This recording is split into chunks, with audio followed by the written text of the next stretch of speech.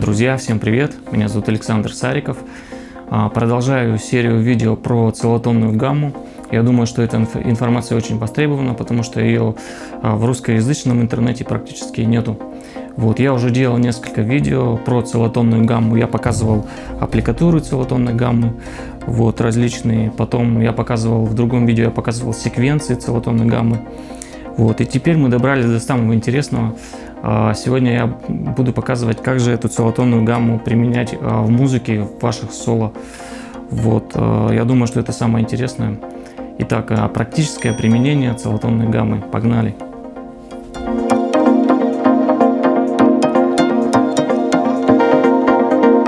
Итак, как же применять целотонную гамму в музыке? Как применять ее в ваших соло, в ваших импровизациях? Для начала давайте поймем, поверх какого аккорда ее играть. Целотонная гамма играется поверх доминант септаккорда. Мы разбирали, например, на примере соль мажора. Этот аккорд может быть с повышенной пятой ступенью, то есть такой альтерированный аккорд с нотой ре диез. В принципе, мы целотонную гамму можем играть как на альтерированный аккорд, так и на простой доминант седьмой аккорд. Никакой ошибки в этом не будет, это будет прекрасно звучать. То есть, когда мы играем на простой доминант септаккорд целотонную гамму, мы как бы искусственно альтерируем этот аккорд. То есть, неважно, звучат ли эти альтерации в аккорде самом. Я думаю, с этим разобрались. Как обозначаются эти альтерированные аккорды, я покажу на экране. Где-то здесь, здесь, не знаю. И тут я для себя разделяю несколько ситуаций применения. То есть первое, это когда у нас такой альтерированный аккорд звучит прям всю дорогу, очень долго, много тактов. И мы можем эту целотонную гамму использовать очень длинными фразами. Например, под такой плейбэк. Звучит такой плейбэк. Тут у нас альтерированный аккорд с нотой ре диез с повышенной пятой ступенью. На него мы можем играть, в принципе, целотонную гамму.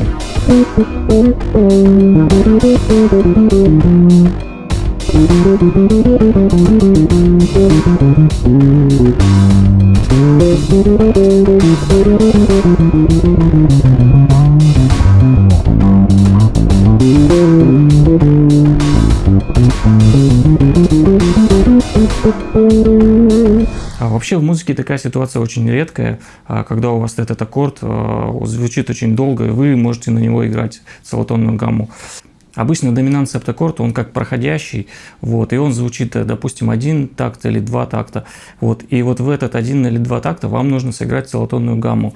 Естественно, постоянно играть целотонную гамму не получится, и поэтому ваши фразы должны быть очень короткими. То есть фразы этой целотонной гаммы должны быть короткими. Давайте возьмем уже два аккорда. Возьмем ре минор 7 и соль, доминант септаккорд.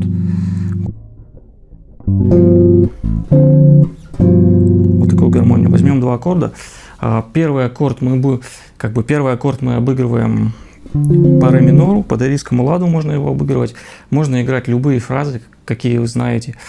А на второй, на доминант септаккорд, на соль мажор, мы будем играть целотонную гамму. По крайней мере, стараться это делать. То есть на ре мы можем играть какую-то прям маленькую фразу. И на соль мы играем целотонную фразу.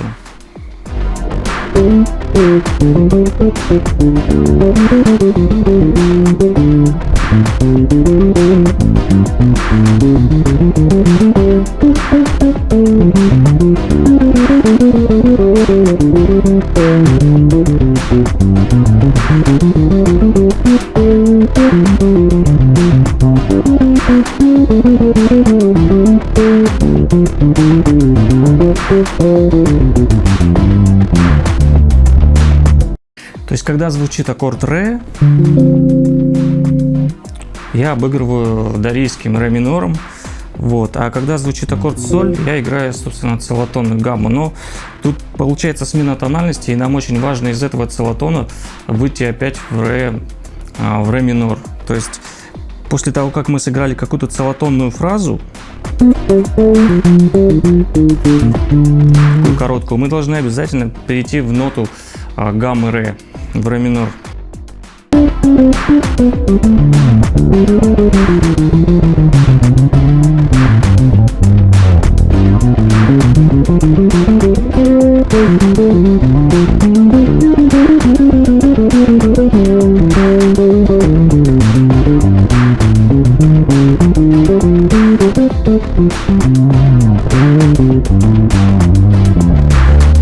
Такая гармония уже более распространенная, то есть принцип такой, что после обыгрывания ре минора по дорийской гамме, то есть любые какие-то фразы короткие, длинные, мы переходим к обыгрыванию доминант септаккорда по целотонной гамме. Вот тут мы используем уже какие-то кусочки секвенций, допустим, я вот играл фразы из секвенции, которые я показывал в предыдущем видео. Вот такие секвенции мы можем использовать при обыгрывании вот этой целотонной гаммы. Друзья, на сегодня все. Вот такие вот интересные идеи. Таблатуры будут для подписчиков Boosty. Длинное видео будет на Zen. На YouTube тоже что-то будет. Спасибо, что смотрите, что подписываетесь. Меня зовут Александр Цариков. Всем пока.